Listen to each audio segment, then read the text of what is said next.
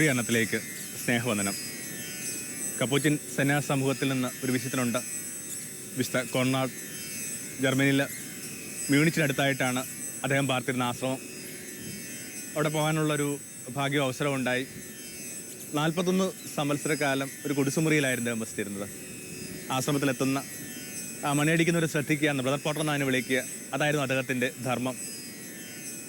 കഠിന ദാരിദ്ര്യത്തിലൂടെ ജർമ്മനി കടന്നുപോയിരുന്നൊരു കാലമായിരുന്നു അത്.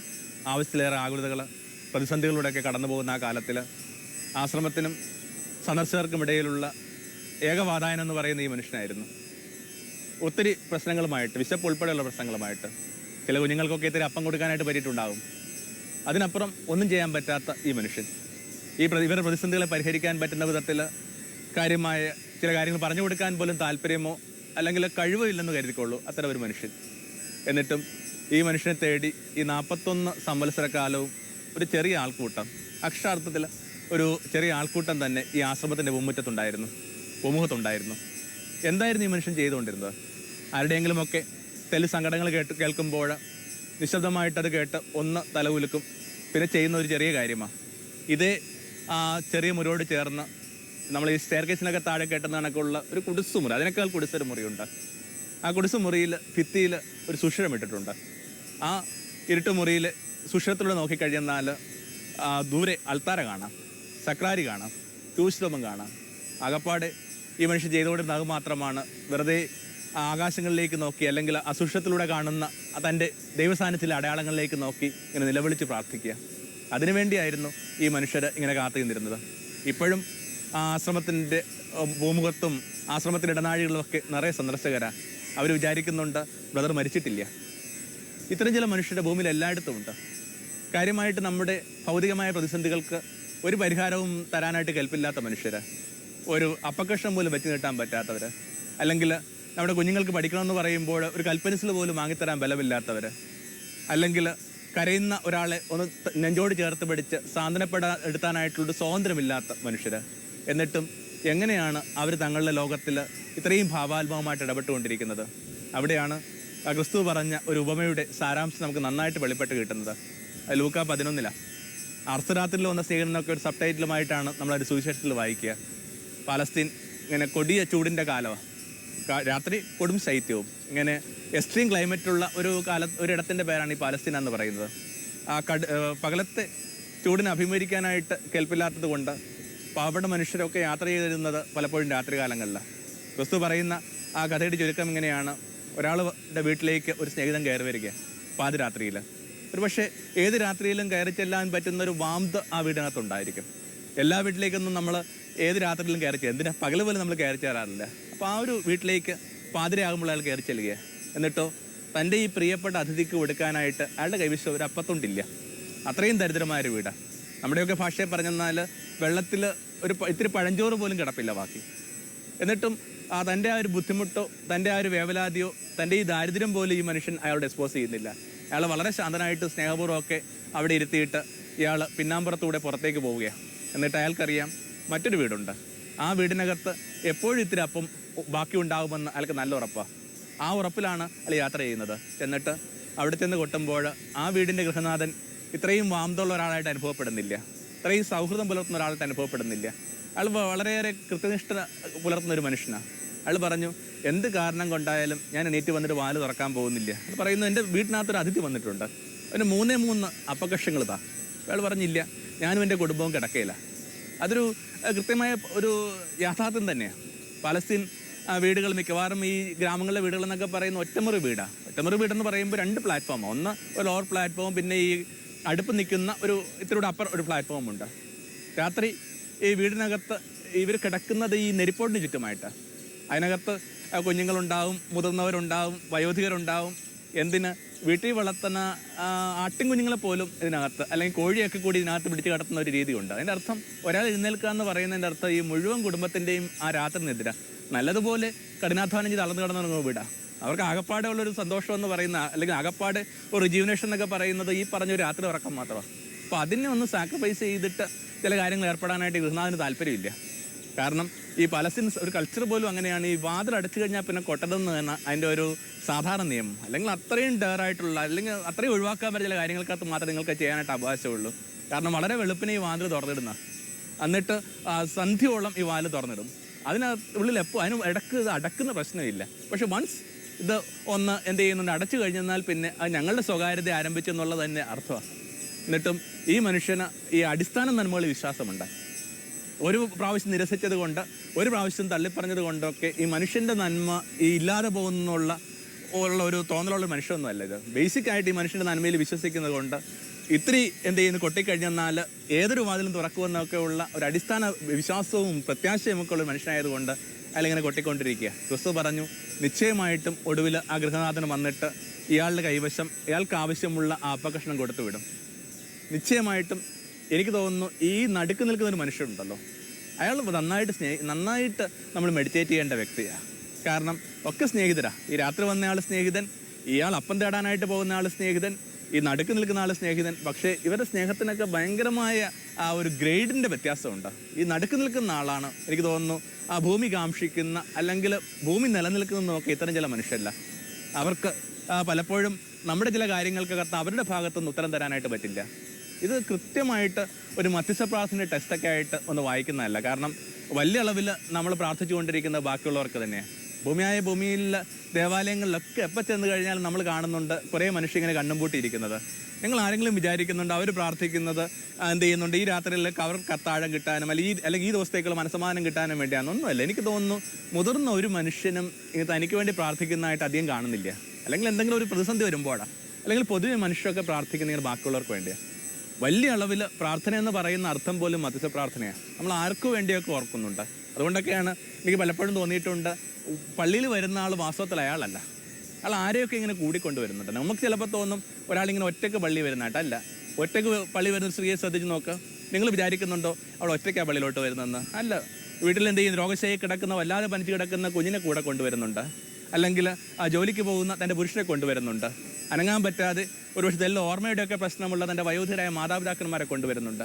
ഒരാൾ ശ്രദ്ധിച്ചു കഴിഞ്ഞാൽ നിങ്ങൾക്കറിയാൻ പറ്റും, പള്ളി വരുന്ന ഒരാൾ ഒറ്റയ്ക്കല്ല ഇരിക്കണം, അയാൾ ഒറ്റയ്ക്കല്ല പ്രാർത്ഥിക്കുന്നത്, അയാൾ വേറെ ആർക്കാണ്ട് വേണ്ടിയാണ് പ്രാർത്ഥിക്കുന്നത്. അപ്പം അങ്ങനെയെങ്കിൽ ഈ നടുക്ക് നിൽക്കുന്ന ആളുടെ റോളാണ് ഈ മധ്യസ്ഥ പ്രാർത്ഥന എന്ന് പറയുന്നത്.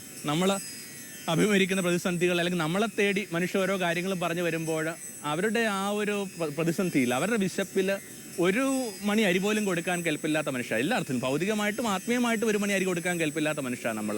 പക്ഷേ നമുക്കൊക്കെ അറിയാവുന്നൊരു കാര്യമുണ്ട്, എവിടെ ഈ അപ്പം സൂക്ഷിച്ചു വെക്കുന്നൊരു വീടുണ്ട്, അല്ലെങ്കിൽ ഈ അപ്പത്തിൻ്റെ ഒക്കെ ഒരു പ്രഭോസ്ഥാനമുണ്ട്.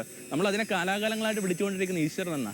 ചെയ്യാവുന്ന ഇത്രയേ ഉള്ളൂ, ആ ചൈതന്യത്തിന് മുമ്പിൽ ചെന്നിട്ട് ഇങ്ങനെ നിരന്തരം കൊട്ടിക്കൊണ്ട് പറയുക, ദാ എൻ്റെ ചങ്ങാതിക്ക് അപ്പം കൊടുക്കാനായിട്ട് നീ മടിക്കരുതേ. നിശ്ചയമായിട്ടും അത്തരം പ്രാർത്ഥനകൾക്ക് കൃത്യമായ ഉത്തരം കിട്ടുന്ന ക്രിസ്തു പറയുന്നത്. അതുകൊണ്ടൊക്കെയാണല്ലോ ഈ ക്രിസ്തു പറയുന്നത്, രണ്ടുപേര് ഒരു കാര്യത്തിന് വേണ്ടി പ്രാർത്ഥിച്ച് കഴിഞ്ഞാൽ നിശ്ചയമായിട്ട് ലഭിക്കുന്നത്. എന്താ രണ്ടുപേരും ഒരു കാര്യം പ്രാർത്ഥിക്കുക എന്ന് പറയുന്നതിന് അർത്ഥം? ഒരാൾ തീർച്ചയായിട്ടും ആ പ്രതിസന്ധിപ്പെട്ട മനുഷ്യൻ, രണ്ട് ആൾ ഉത്തമ സ്നേഹിതൻ, അത് സഖിയാവാം, കുഞ്ഞാവാം, മാതാപിതാക്കന്മാരാവാം, ഇങ്ങനെ ഒരുമിച്ച് പ്രാർത്ഥിക്കുന്ന ചില പ്രാർത്ഥനകളാണ്. അങ്ങനെയെങ്കിൽ വലിയ അളവിൽ ഈ മധ്യസ്ഥ പ്രാർത്ഥന എന്ന് പറയുന്ന ഒരു ചൈതന്യത്തിൻ്റെ ഒരു പ്രകാശം നമുക്ക് പലപ്പോഴും നമ്മൾ കാണാതെ പോകുന്നുണ്ട്. നമ്മളെപ്പോഴും ഇങ്ങനെ മനുഷ്യർക്ക് വേണ്ടി ജീവിക്കുന്ന മനുഷ്യരെന്നൊക്കെ പറയുമ്പോൾ ഇങ്ങനെ ഭൗതികമായ തലങ്ങളിൽ എന്തെങ്കിലുമൊക്കെ ഭാവാത്മകമായിട്ട് ഇടപെടുന്ന ഒരു മനുഷ്യരെ മാത്രമേ നമ്മൾ ഗണിക്കുന്നുള്ളൂ. കാലാകാലങ്ങളായിട്ട് എത്രയോ കോടി മനുഷ്യരാണ് ഇങ്ങനെ ഈ ഭൂമിക്ക് വേണ്ടി പ്രാർത്ഥിച്ചുകൊണ്ടിരിക്കുക. ആ ഭൂമിയിലേക്ക് വെച്ച് ഏറ്റവും പഴക്കമുള്ള ഒരു പ്രാർത്ഥന അത് ഭാരതത്തിൽ നിന്നുള്ള പ്രാർത്ഥനയാണ്. എന്താണത്? സമസ്ത ലോകത്തിനും മംഗളമുണ്ടാവട്ടെ, ലോകാസമസ്ത സുഖിനോ ഭവന്തും. ഇവരൊക്കെ പ്രാർത്ഥിക്കുന്ന അവർക്ക് വേണ്ടിയാണോ? അല്ലെങ്കിൽ എന്തുമാത്രം മഠങ്ങളിൽ, ആശ്രമങ്ങളിലൊക്കെയാണ് ഇങ്ങനെ മനുഷ്യർ രാത്രി മുഴുവൻ ഇങ്ങനെ ഒരു തിരികത്തിച്ചൊക്കെ ഇങ്ങനെ കണ്ണുപൂട്ടിയിരുന്ന് പ്രാർത്ഥിച്ചുകൊണ്ടിരിക്കുക. വിശേഷിച്ചും നമ്മുടെ ചെറിയ മക്കൾക്ക് ഈ മിണ്ടാമടം എന്ന് പറഞ്ഞാൽ പോലും ചിലപ്പോൾ മനസ്സിലാവില്ല. വളരെ ചെറിയ പ്രായത്തിൽ 16ഉം 17ഉം വയസ്സുള്ള ചെറിയ പെൺകുട്ടികൾ ഒരു മഠത്തിൽ ചേർന്ന് കഴിഞ്ഞിട്ട് ഇങ്ങനെ മരിക്കോളം ആ മഠത്തിനകത്ത് അവർ പുറത്തേക്ക് വരുന്നില്ല. ആകപ്പാട് എന്ത് ചെയ്യുന്നുണ്ട്, സന്ദർശകൻ വരുമ്പോൾ ഇങ്ങനെ ഏതാണ്ട് അഴികൾ എന്ന് വിശേഷിപ്പിക്കപ്പെടാവുന്ന ഒരു ജാലകത്തിനപ്പുറം ഇപ്പുറം നിന്നുകൊണ്ട് സംസാരിക്കാൻ മാത്രം സ്വാതന്ത്ര്യമുള്ള എന്തുമാത്രം കന്യാസ്ത്രീകളുടെ ഭൂമിയായത്. അങ്ങനെ എല്ലാ ഇടങ്ങളിലും ഉണ്ട് മനുഷ്യർക്ക്. എനിക്ക് തോന്നുന്നു ഒരാളുടെ സ്നേഹത്തിന് നമ്മുടെ കാലത്ത് കൊടുക്കാവുന്ന ഏറ്റവും നല്ല ഭാഷ്യമാണ് അയാൾ അർപ്പിക്കുന്ന പ്രാർത്ഥന എന്ന് പറയുന്നത്. എന്താ ഈ മധ്യസ്ഥ പ്രാർത്ഥന എന്ന് പറയുന്നത്? കുറേ സ്നേഹം, കുറേ ശുഭാശംസ, പിന്നെ നിങ്ങളുടെ തന്നെ ആ മെഴുനീരിൻ്റെ ഉപ്പ്, അതെല്ലാം കൂടി ചേർന്നിട്ട് നിങ്ങളുടെ ഏകാഗ്രതയുടെയും തപത്തിൻ്റെയും ഒക്കെ അടുപ്പുകല്ലിൽ ചുട്ടെടുക്കുന്ന ഒന്നിൻ്റെ പേരാണ് ഈ മധ്യസ്ഥ പ്രാർത്ഥന എന്ന് തോന്നുന്നു. പഴയ നിയമത്തിലൊക്കെ ഈ മധ്യപ്രാർത്ഥനയുടെ കൾച്ചറുണ്ട്. അത് അബ്രഹാം തൊട്ടേ ആരംഭിക്കുന്നുണ്ട്. ആ ദേശം നശിപ്പിക്കപ്പെടാൻ പോവുകയാണ്, നാളെ തീയും ഗന്ധം ഇറങ്ങും. അപ്പോൾ കൃത്യമായിട്ട് അതിനെക്കുറിച്ച് ധാരണ കിട്ടുമ്പോൾ അബ്രഹാം ദൈവത്തോട് ഏതാണ്ട് ബാർഗൈൻ ചെയ്യാൻ തയ്യാറാവുക. അബ്രഹാം ചോദിക്കുകയാണ്, 10 നീതിമാന്മാരുടെ കരച്ചിലുണ്ടെങ്കിൽ, 10 നീതിമാന്മാരുടെ നിലവിളി ഉണ്ടെങ്കിൽ നീ ഈ ദേശത്തെ രക്ഷിക്കാവോ? ദൈവം പറഞ്ഞു തീർച്ചയായിട്ടും. അത് എണ്ണി ഇങ്ങനെ ഒറ്റ അക്കത്തിലേക്ക് ചുരുങ്ങുന്നതായിട്ട് നമ്മൾ വായിച്ച് കേൾക്കുന്നുണ്ട്. എന്നിട്ടും അതുപോലും ആ ഭൂമിത ഇല്ലാഞ്ഞത് കൊണ്ട് ചില ദുരന്തങ്ങൾക്കൊക്കെ ചിലയിടങ്ങളൊക്കെ വശംവദമാകുന്നതായിട്ട് വിധേയപ്പെടുന്നതായിട്ട് നമ്മൾ വായിക്കുന്നുണ്ട്. അപ്പോൾ ഇങ്ങനെ മനുഷ്യർ അവരുടെ നന്മ എടുത്ത് ഇങ്ങനെ പ്രാർത്ഥിക്കുക എന്ന് പറയുന്നൊരു കൾച്ചർ ഈ പഴയ നിയമത്തിൻ്റെ അതിനകത്ത് നിന്ന് ആരംഭിക്കുന്ന, ഞാൻ വിചാരിക്കുന്ന എല്ലാ മതങ്ങളും ഈ പറഞ്ഞ മറ്റുള്ളവർക്ക് വേണ്ടി പ്രാർത്ഥിക്കുക എന്ന് പറഞ്ഞൊരു ഘടകത്തെ വളരെ ഗൗരവമായിട്ട് എടുക്കുന്നുണ്ട്. സമാനമായ അനുഭവങ്ങൾക്ക് പഴയ നിയമത്തിൽ നിന്ന് കിട്ടുന്ന ഏറ്റവും മനോഹരമായ ചിത്രം ഈ യുദ്ധഭൂമിയാണ്. ജോഷ യുദ്ധത്തിലേർപ്പെടുകയാണ്. ദൂരെ മോശ മലമുകളിൽ ഇങ്ങനെ കൂടാരത്തിലാണ്. ജോഷ് ശ്രദ്ധിക്കുന്ന ഒരു കാര്യമുണ്ട്, ചിലപ്പോൾ തൻ്റെ സൈനികർ ഇങ്ങനെ നന്നായിട്ടങ്ങ് ഇടിച്ചു കയറുന്നുണ്ട്, ചിലപ്പോൾ ആവട്ടെ അവർ വല്ലാതെ പരിക്കേൽക്കുന്നുണ്ട്. ഈ ഒരു ഫ്ലക്ച്വേഷൻസ് ഈ മനുഷ്യൻ ഇങ്ങനെ കുറേ ദിവസങ്ങളായിട്ട് നിരീക്ഷിച്ചുകൊണ്ടിരിക്കുക. വൈകാതെ ഈ മനുഷ്യൻ ഇതിൻ്റെ ഒരു കാരണം കണ്ടുപിടിക്കുകയാണ്. മലമുകളിൽ മോശ പ്രാർത്ഥിക്കുന്നുണ്ട്, അല്ലെങ്കിൽ ഇങ്ങനെ കൈയൊക്കെ ഉയർത്തിയാണ് പ്രാർത്ഥിക്കണത്. എപ്പോഴൊക്കെ ഈ മനുഷ്യൻ്റെ കൈ താഴ്ന്നു പോകുന്നു അപ്പോഴൊക്കെ ഇവർ യുദ്ധഭൂമിയിൽ പരിക്കേൽക്കുക. അവരോട് ജോഷ ഒരു കാര്യം തീരുമാനിച്ചു. 2 ഹെബ്രായ ബാലന്മാരെ വിളിച്ചിട്ട് പറയുകയാണ്, മക്കളെ നിങ്ങൾ ഈ കാരണവരുടെ കൈ താത്തരുത്. എന്നിട്ട് 2 ഹെബ്രായ ബാലന്മാർ ഇങ്ങനെ വളരെ റൂബിക് എന്നൊരു ചടങ്ങിൽ എന്ന കണക്ക്, ഒരു ആചാരം കണക്ക് എന്ത് ചെയ്യുന്നുണ്ട്, ഈ വയോധികൻ്റെ കൈ ഇങ്ങനെ ഉയർത്തിപ്പിടിച്ച് നിൽക്കുന്ന ഒരു ചിത്രം നമ്മൾ പുറപ്പാടിൻ്റെ പുസ്തകത്തിൽ വായിക്കുന്നുണ്ട്. സത്യം പറഞ്ഞെന്നാൽ ഇതാണ് ഏറ്റവും നല്ലൊരു പാരബിൾ, അല്ലെങ്കിൽ നല്ലൊരു മെറ്റഫറായത് വാസ്തവത്തിൽ. കാരണം എല്ലാവരും നമ്മുടെ ഉറ്റവർ ഏതെങ്കിലുമൊക്കെ ഒരു രണാങ്കണത്തിലാണ്. എന്തിനോടെങ്കിലും ഒരു പോരാടാതെ ജീവിക്കാവുന്ന ഏതെങ്കിലും മനുഷ്യരുണ്ടോ? എല്ലാ അർത്ഥത്തിലും പോരാട്ടമല്ല ജീവിതം. ലൈഫ് എന്ന് പറയുന്നത് തന്നെ എന്താണ്?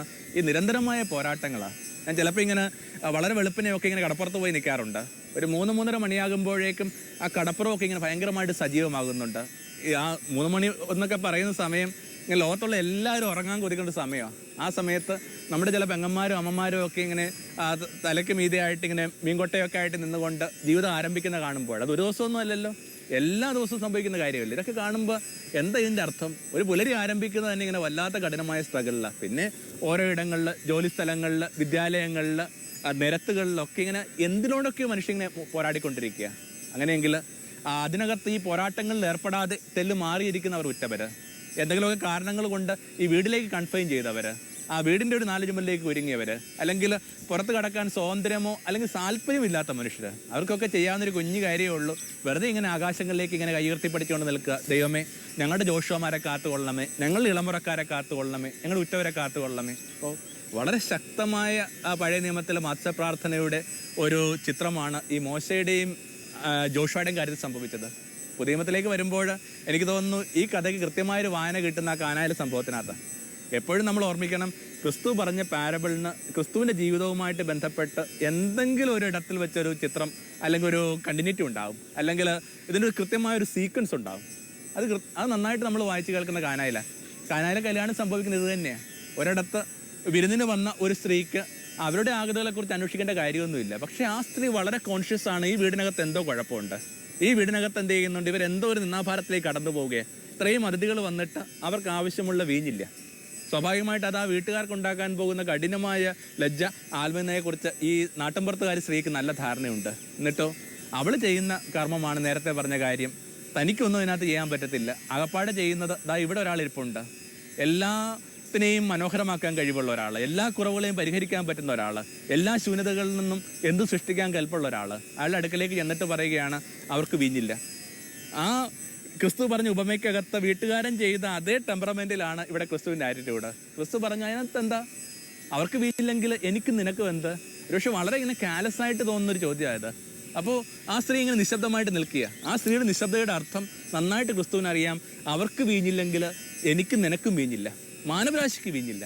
ഒരാൾക്ക് വീഞ്ഞില്ല എന്ന് പറയുന്നതിൻ്റെ അർത്ഥം അയാൾക്ക് മാത്രം പറ്റുന്ന പരുക്കല്ല, അത്രയും പരസ്പരം ബന്ധപ്പെട്ടുകൊണ്ടിരിക്കുന്നത്, അത്രയും കോസ്മിക് എന്ന് വിശേഷിപ്പിക്കപ്പെടാവുന്ന ചില ബന്ധങ്ങൾ നിൽക്കുന്നത് കൊണ്ട് ഭൂമിയുടെ ഏതിടങ്ങളിലുണ്ടാവുന്ന കുറവുകളും ഈ മുഴുവൻ സമൂഹത്തിൻ്റെയും കുറവാണ്. അത് നന്നായിട്ട് അറിയാവുന്ന പുത്രന് പിന്നെ എന്തിനാണ് മേരിയോട് ഈ കൊച്ചുവർത്താനം പറഞ്ഞതെന്ന് നമുക്ക് അദ്ദേഹത്തോട് തന്നെ ചോദിക്കേണ്ടി വരും. എന്നിട്ടോ മേരി പറയുകയാണ് അവൻ പറയുന്ന പോലെ ചെയ്യും. അതിങ്ങനെ നേരത്തെ പറഞ്ഞ ആൾ കണക്കുള്ള വിശ്വാസമാണ്. എന്തുമാത്രം തർക്കം പറഞ്ഞാലും എന്തുമാത്രം എതിർപ്പ് കാണിച്ചാലും അയാൾക്ക് ഇടപെടാതിരിക്കാനായിട്ട് പറ്റില്ല. കാരണം മനുഷ്യൻ്റെ കാര്യങ്ങൾ ഇടപെടാൻ വേണ്ടി അവതരിച്ച് വന്നിരിക്കുന്ന ആളാണ്. അല്ലെങ്കിൽ അതാണ് അയാളുടെ അവതാര ഉദ്ദേശം. മനുഷ്യനോട് കരുണയാണ് അയാൾക്ക് ഇവിടം വരെ വക്കോളം. അതുകൊണ്ട് നമ്മൾ പിന്നീട് വായിച്ചു കേൾക്കുന്നു, ആ വീടിൻ്റെ കുറവ് പരിഹരിക്കാനായിട്ട് മേരി എന്ന് പറയുന്ന ഒരു സ്ത്രീ നിമിത്തമായി മാറുകയാണ്. ആ കഥ അവസാനിക്കുമ്പോൾ, അല്ലെങ്കിൽ ആ സംഭവം അവസാനിക്കുമ്പോൾ ഒരു കുഞ്ഞ് വരി നമ്മൾ വായിച്ചു കേൾക്കുന്നുണ്ട്, ഈ വീഞ്ഞ് എവിടെ നിന്ന് കിട്ടിയെന്ന് ആരും അറിഞ്ഞിട്ടില്ല. വെള്ളം കോരിയ പരിചാരകർ മാത്രമേ മനസ്സിലാക്കുള്ളൂ എന്താ സംഭവിച്ചെന്ന്. ഇത് തന്നെയല്ലേ ഇത്തരം ചില മനുഷ്യരുടെ കാര്യങ്ങളിൽ സംഭവിക്കുന്നത്. നമ്മൾ ചില മനുഷ്യരുടെ ജീവിതത്തിൽ, അല്ലെങ്കിൽ നമ്മുടെ ജീവിതത്തിൽ ചില മനുഷ്യരിങ്ങനെ ഭാവാത്മകമായിട്ട് ഇടപെടുമ്പോൾ, പ്രാർത്ഥിക്കുമ്പോൾ, നമുക്ക് വേണ്ടി ഉപവസിക്കുമ്പോൾ, ചിലരാവട്ടെ അവരുടെ സ്നേഹിതർക്ക് വേണ്ടി ഇങ്ങനെ വലിയ കുരിശുമൊക്കെ എടുത്തുകൊണ്ട് ഇങ്ങനെ മല കയറുമ്പോൾ, അല്ലെങ്കിൽ വേളാക്കണ്ണിയിൽ ഇങ്ങനെ ശയനപ്രവേശനം ചെയ്യുമ്പോൾ നമ്മൾ ആരെങ്കിലും മനസ്സിലാക്കുന്നുണ്ടോ നമ്മുടെ ജീവിതത്തിൽ സംഭവിക്കുന്ന ചില ഐശ്വര്യങ്ങൾക്ക്, നമ്മുടെ ജീവിതത്തിൽ സംഭവിച്ച ചില സമഗ്രതയ്ക്ക്, നമ്മുടെ ജീവിതത്തിൽ സംഭവിച്ച ചില സ്വസ്ഥതയ്ക്കും ശാന്തിക്കും ഒക്കെ നിമിത്തം ഇവരാണെന്ന്? അപ്പോൾ ഈ കഥയിലെ ഈ നടുക്കത്തെ ആൾ അനുഭവിച്ച സ്ട്രെയിൻ, അയാൾ കടന്നു പോകുന്ന വലിയ അളവിലോ ചെറിയ അളവിലോ ആത്മയെന്നൊന്നും ആരും അറിയുന്നേയില്ല. അപ്പോൾ കൃത്യമായിട്ട് ക്രിസ്തു പറഞ്ഞൊരു കഥയുമായിട്ട് നല്ല ബന്ധമുള്ളതാണ് ഈ കാനായിലെ കല്യാണ ദിവസം സംഭവിച്ച കാര്യം. നമുക്കറിയാം പിന്നീട് ക്രിസ്തു തന്നെയാണ് ഈ മധ്യസ്ഥ പ്രാർത്ഥന ഏറ്റവും വലിയ അടയാളമൊക്കെ ആയിട്ട് മാറുന്നത്. യോഹന്നാൻ്റെ സുവിശേഷത്തിൽ ഏതാണ്ട് 2 അധ്യായമെങ്കിലും ഇങ്ങനെ തുടർച്ചയായിട്ട് ക്രിസ്തു തൻ്റെ ശിഷ്യന്മാർക്ക് വേണ്ടി നൽകുന്ന പ്രാർത്ഥനയുടെ ആരംഭവും തുടർച്ചയൊക്കെ. അതിനകത്തൊക്കെ ക്രിസ്തു പ്രാർത്ഥിക്കുന്നത് നമുക്ക് വേണ്ടി കൂടി. ചിലപ്പോൾ നമ്മുടെ കണ്ണ് നിറയും. എന്തൊക്കെയാണ് ക്രിസ്തു പറയുന്നത്? പിതാവ്, ഞാൻ ഈ പ്രാർത്ഥിക്കുന്നത് ഇവർക്ക് വേണ്ടി മാത്രമല്ല, മറിച്ച് ഇവരിലൂടെ നിന്റെ പക്കലേക്ക് എത്താൻ പോകുന്ന എല്ലാ മനുഷ്യർക്കും വേണ്ടി. അർത്ഥം എന്താണ്? നമ്മുടെ പിറക്കാൻ പോകുന്ന കുഞ്ഞിന് വേണ്ടിയും അവിടുന്ന് പ്രാർത്ഥിക്കുന്നുണ്ട്. എന്നിട്ടോ അത്തരം ചില പ്രാർത്ഥനകളുടെ ബെനിഫിറ്റ് കിട്ടിയിട്ട് നമ്മൾ നമ്മുടെ മഹത്വം ധ്യാനിക്കുന്നുണ്ടോ? ക്രിസ്തുവിനെ കണക്ക് ഒരാളുടെ പ്രാർത്ഥനയെ കിട്ടാൻ ഭാഗ്യമുള്ളവരല്ലേ നമ്മൾ? ഒരു വ്യക്തി തൻ്റെ പുസ്തകത്തെ നിരീക്ഷിക്കുന്ന കണക്ക് ജോബിൻ്റെ പുസ്തകത്തിനകത്ത് ജോബ് ഇങ്ങനെ ഓരോ കഠിന പരീക്ഷകളിലൂടെ കടന്നു പോകുമ്പോൾ ജോബിന് വേണ്ടി പ്രാർത്ഥിക്കാനായിട്ട് ആരും ഉണ്ടായിരുന്നിട്ടില്ല. പക്ഷേ അതിന് പാരലായിട്ട് നമ്മൾ പത്രോസിനെ കുറിച്ച് വായിക്കുമ്പോൾ ക്രിസ്തു പത്രോസിനോട് പറയുകയാണ്, പീറ്റർ, നിന്നെ പിശാച് പരീക്ഷിക്കുമ്പോൾ നിന്റെ വിശ്വാസത്തിന് പരിക്ക് പറ്റാതിരിക്കാൻ വേണ്ടി ഞാൻ പ്രാർത്ഥിക്കാം. ഇങ്ങനെ എവിടെയെങ്കിലും കേട്ടിട്ടുണ്ടോ ഇങ്ങനെ ചില മനുഷ്യർ, ഗുരുക്കന്മാരൊക്കെ ഇങ്ങനെ ശിഷ്യന്മാർക്ക് വേണ്ടി പ്രാർത്ഥിക്കുന്നു ഇടറാതിരിക്കാൻ വേണ്ടി? അങ്ങനെയെങ്കിൽ ഭൂമിയിലേക്ക് വെച്ച് ഏറ്റവും അനുഗ്രഹം കിട്ടിയ, ഏറ്റവും ബെനിഫിറ്റ് കിട്ടിയ ഒരു ജനത എന്ന് പറയുന്നത് നമ്മളാണ്. നമുക്ക് വേണ്ടി ആരോ ഒരാൾ പണ്ടേ മുമ്പേ പ്രാർത്ഥിച്ചിട്ടുണ്ട്. അതുകൊണ്ടൊക്കെയാണ് പൗലോസ് അപ്പോസ്തലൻ ക്രിസ്തുവിനെ വിശേഷിപ്പിക്കുന്നത് ഏക മധ്യസ്ഥൻ എന്ന്. ഒരാളും ഇത്രയും ഭൂമിയോട് മധ്യസ്ഥം പറഞ്ഞിട്ടില്ല. ക്രിസ്തു പറഞ്ഞ മറ്റൊരു ഉപമയും വാസ്തവത്തിൽ ഈ മധ്യസ്ഥവുമായിട്ട് ബന്ധപ്പെട്ടതാണ്. ഒരു മുന്തിരിത്തോട്ടത്തിൽ നട്ട അത്തിക്ക് ഫലം നൽകാതെ പോയപ്പോൾ, അതിനകത്തുനിന്നൊന്നും കായ്ക്കാതെയും ഒന്നും അതിനകത്ത് കൊയ്യാതെയും ഒക്കെ പോയൊരു കാലത്തിനകത്ത് സ്വാഭാവികമായിട്ട് മണ്ണ് നശിപ്പിക്കുന്ന എന്തിനാണെന്നുള്ളതാണ് യജമാൻ്റെ ലോജിക്ക്. അത് വളരെ കൃത്യമായ യുക്തിയാണ്. ഫലം നൽകാത്ത ഇടങ്ങൾ അല്ലെങ്കിൽ ഫലം നൽകാത്ത വൃക്ഷങ്ങൾ ഈ മണ്ണിനെ ആ സ്പേസ് കളയുന്നല്ലാതെ എന്താ പ്രത്യേകിച്ച് ഗുണം? എന്നിട്ടോ അതിനെ വെട്ടാമെന്ന് തീരുമാനിക്കുമ്പോൾ ഒരു കാര്യസ്ഥം വന്നിട്ട് പറയുന്നുണ്ട്, വെട്ടണ്ട, നമുക്ക് 3 വർഷം കൂടി കാത്തിരിക്കും. 3 വർഷമൊക്കെ പറഞ്ഞാൽ പെർഫെക്റ്റ് കംപ്ലീറ്റ് എന്നൊക്കെ പറയുന്നതിൻ്റെ സൂചനയാണ്. നമുക്ക് അതിനൊന്നുകൂടി നിലം കളക്കാം, ഒന്നുകൂടി വളം ഇടാം, ഒന്നുകൂടി കൃത്യമായിട്ട് വെള്ളം ഒഴിക്കാം, അതിനകത്തുനിന്ന് ഫലമുണ്ടാവും. അങ്ങനെയെങ്കിൽ അതൊക്കെ ക്രിസ്തുവിൻ്റെ നിഴല് വീണിട്ടുള്ള കൃത്യമായ കഥകളാണ്. മാനവരാശിയുടെ മീതെ കഠിനമായി ഒന്നും വരാതിരിക്കാൻ വേണ്ടി ഇപ്പോഴും മാധ്യസ്ഥം പറഞ്ഞുകൊണ്ടിരിക്കുന്ന ഒരാളുടെ പേരാണ് ക്രിസ്തു എന്ന് തോന്നുന്നു. പുണ്യവാന്മാരൊക്കെ ചെയ്തുകൊണ്ടിരിക്കുന്ന അതാ. അതുകൊണ്ടാണല്ലോ ജീവിച്ചിരിക്കുമ്പോഴും മരിച്ചതിന് ശേഷമൊക്കെ നമ്മൾ അവരോട് പറയുന്നത്, ഞങ്ങൾക്ക് വേണ്ടി പ്രാർത്ഥിക്കണമേ. എന്താണ് ഒരാളുടെ ഏറ്റവും നല്ല മധ്യസ്ഥ പ്രാർത്ഥനയുടെ രൂപം ഒന്നുകൂടി ക്രിസ്തു പറഞ്ഞിട്ടുണ്ട്. അതുകൂടി ഒന്ന് സൂചിപ്പിച്ച് നമുക്ക് ഈ കാര്യങ്ങൾ ഒന്ന് പ്രാർത്ഥനയാക്കാവുന്നേ ഉള്ളൂ. എന്താണ് ഒരാളുടെ ഏറ്റവും നല്ല മധ്യസ്ഥ പ്രാർത്ഥന? അത് ക്രിസ്തു പറഞ്ഞതാണ്, പിതാവേ, ഇവരെ ശുദ്ധീകരിക്കാൻ വേണ്ടി ഞാൻ എന്നെ തന്നെ ശുദ്ധീകരിക്കുന്നു. അവനവൻ അനുഭവിക്കുന്ന ശുദ്ധി, അവനവൻ കൊണ്ട് നടക്കുന്ന ഇന്നസെൻസ്, അവനവൻ്റെ നിഷ്കളങ്ക എന്ന് പറയുന്നതാണ് ലോകത്തിലേക്ക് ഏറ്റവും നല്ല മാധ്യസ്ഥം. എന്താ കാര്യം? ഇങ്ങനെ ശുദ്ധി എന്ന് പറയുന്നൊരു ഘടകമുണ്ട്. എപ്പോഴാണ് ശുദ്ധി എന്ന് പറയുന്ന? അണ്ണലോയിഡാ.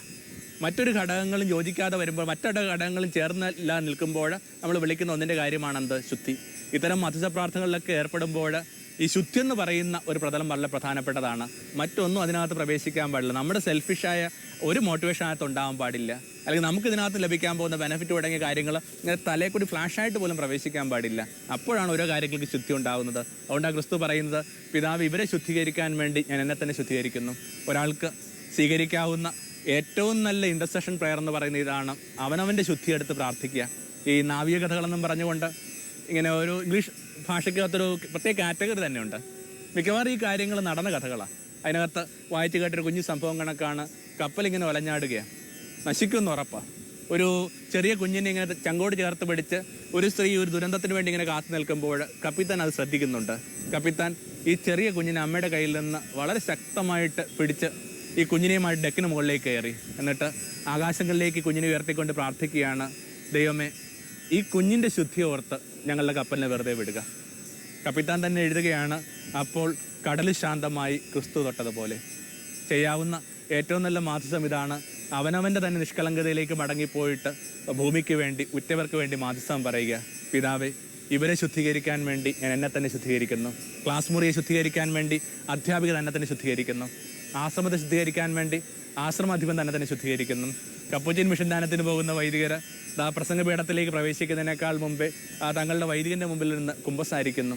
എല്ലാവരും തങ്ങളെ തന്നെ ശുദ്ധീകരിച്ചുകൊണ്ട് ഭൂമിക്ക് വേണ്ടി മാധ്യസ്ഥം പറയുകയാണ്. ഭൗതികമായ അർത്ഥത്തിലും ഈ ഒരു കഥ എന്നെ വല്ലാതെ സ്പർശിച്ചിട്ടുണ്ട്. കാരണം ഈ നടുക്ക് നിൽക്കുന്ന ആൾ, അയാളാണ് ഏറ്റവും കൂടുതൽ പരിക്കേൽക്കുന്നത്. ഈ സൗഭാഗ്യം കിട്ടിയ മനുഷ്യനും അറിയുന്നില്ല, രാത്രി തെല്ലെന്ത് ചെയ്യുന്നുണ്ട്, വൈമുഖ്യം കാണിച്ചിട്ടോടുകൂടി അപ്പം കൊടുക്കുന്ന മനുഷ്യനും അറിയുന്നില്ല, ഈ രാത്രി അയാൾ കൊണ്ട മഞ്ഞ, ഈ രാത്രി അയാൾ അനുഭവിച്ച ഏകാന്തത, അടച്ചിട്ട വാതിലിന് പുറത്ത് നിന്നപ്പോൾ അയാൾ കടന്നുപോയ ആത്മനിന്ദ. അങ്ങനെ ചില മനുഷ്യരുണ്ട് ഭൂമിയിൽ. മറ്റാർക്കും അപ്പമില്ലെന്ന് പറഞ്ഞിട്ട് ഇങ്ങനെ വല്ലാതെ വിഷമിക്കുന്ന ചില മനുഷ്യർ. നമുക്ക് എല്ലാത്തിനോടും ഭയങ്കര സിനിസിസമാണ്. വിശേഷിച്ചും എന്തെങ്കിലുമൊക്കെ സാമൂഹ്യ പ്രവർത്തനങ്ങളോ രാഷ്ട്രീയ പ്രവർത്തനങ്ങളൊക്കെ ഏർപ്പെടുന്നതോട് നമുക്ക് ഭയങ്കരമായ പരിഹാസമാണ്. നിങ്ങൾ വിചാരിക്കുന്നില്ലേ, അവരാണ് ഈ നടുക്ക് നിൽക്കുന്ന മനുഷ്യർ.